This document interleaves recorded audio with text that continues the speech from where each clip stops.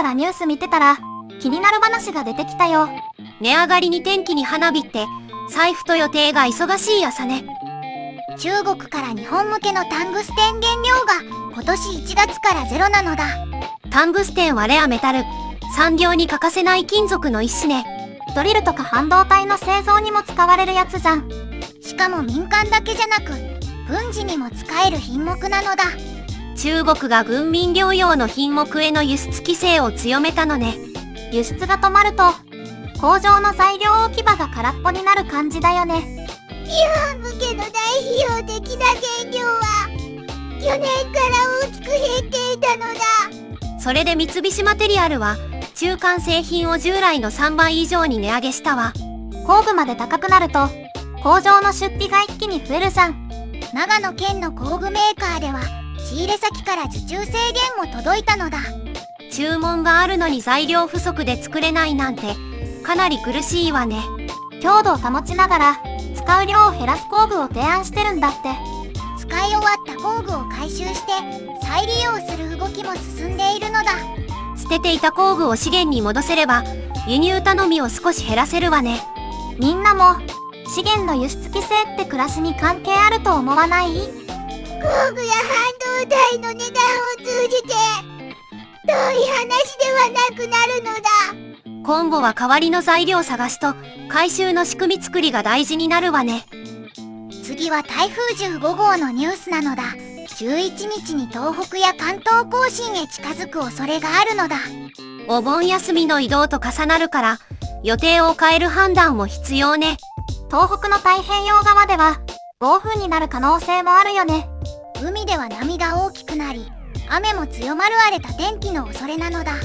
関東や新潟でも雨と風が強まる可能性があるのね。川の近くや低い土地はいつもよりはやめに動いた方がいいじゃん。気象庁は強風、高波、土砂災害や浸水に注意を呼びかけているのだ。雨が降ってから考えると遅い場合もあるから、先に確認したいわ。スマホの充電や懐中電灯、水の準備は今のうちだよね。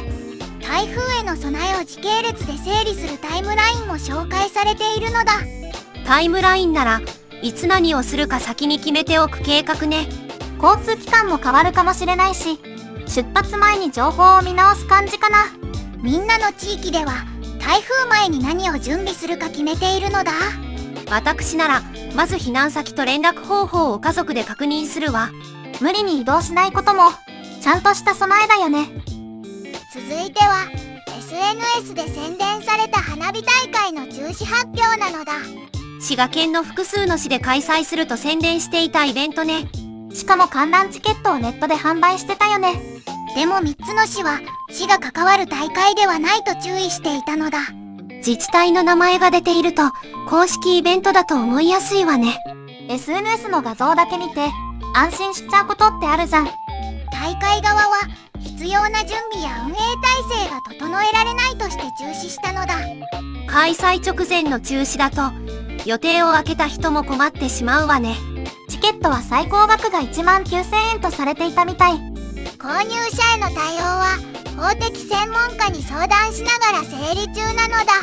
返金などがどうなるか、購入者にはそこが一番気になるわね。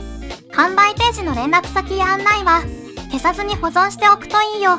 自治体の公式サイトと見比べるだけでも、確認材料になるのだ。市が無関係だと発表した後も、混同しやすい状態だったのね。みんなも花火やイベントを買うとき、主催者って確認してる？僕なら、公式サイトからチケットページへ入り直すのだ。名前が大きく見えるイベントほど、出所を確かめたいわね。ここで滋賀県の意外な特徴を一つ紹介するのだ。違って、やっぱり琵琶湖の話かな。琵琶湖は県の面積の約6分の1を占めているのだ。県の中に、そんなに大きな湖があるのね。その水は京都府や大阪府にも供給されているのだ。観光だけじゃなくて、飲み水や産業にも関わるんだね。さらに滋賀県は内陸県で唯一漁港を持つ県なのだ。湖なのに漁港があるって言葉だけ聞くと不思議ね。琵琶湖は滋賀のシンボルで地域の暮らしを支えているのだ。花火のニュースから県の見え方まで変わったかも。今日の話、値段も天気もイベントも確認が大事だったわね。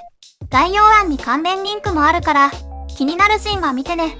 コメントで気になったニュースを教えてほしいのだ。それじゃ、次回も一緒にニュース見よう。またね。